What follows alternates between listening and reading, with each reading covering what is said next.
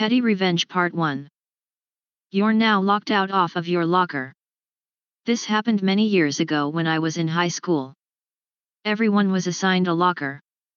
The lockers were wide but half height, so one was on top of the other.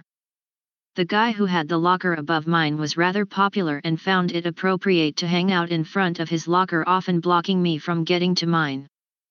I was a few years younger than him and he never cared that he and Guy's friends were in my way. They acted annoyed when I'd say excuse me so I could get my books. About halfway through turn year, I decided to superglue his locker. Each locker has a built-in combination lock that turned and a key in the middle the administration could use to unlock it if needed. I put superglue around the combination mechanism so it wouldn't turn and filled the keyhole with more superglue. I knew he was locked out for at least a few days while the maintenance people figured out a way to open it. They probably ended to using something like Goo Gone to weaken to glue. Regardless, I got satisfaction out of inconveniencing him, but I feel bad looking back at the extra work for the custodian. Second story. I'm taking the dog. So I've seen a bunch of posts about taking back things people took from you, and it reminded me of a story. My sister's friend was living with her baby daddy and one day he just decided to kick her and their kid out. He was just done. But he insisted on keeping her dog. She had it before they met. She didn't know where she was going to go or how she was going to feed herself and her kids, so she didn't fight him for the dog.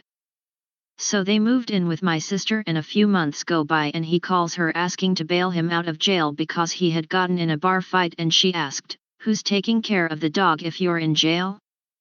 He said, "No one, that's why I need you to bail me out." Well, she still had the key to the apartment, so they went and stole her dog back and left his ass sitting in jail. Once he got out he didn't even try get the dog back and he still doesn't see his kid. Third story. My desk isn't an end zone. I just remembered this story from when I was in high school. I was around 15 years old, for reference. We had some downtime in one of my classes, and some boys a couple desks over were playing with a paper football. No fewer than 10 times did that football land on my desk, and they kept having to ask me for it back. It never seemed to land on anyone else's desk, just mine every time.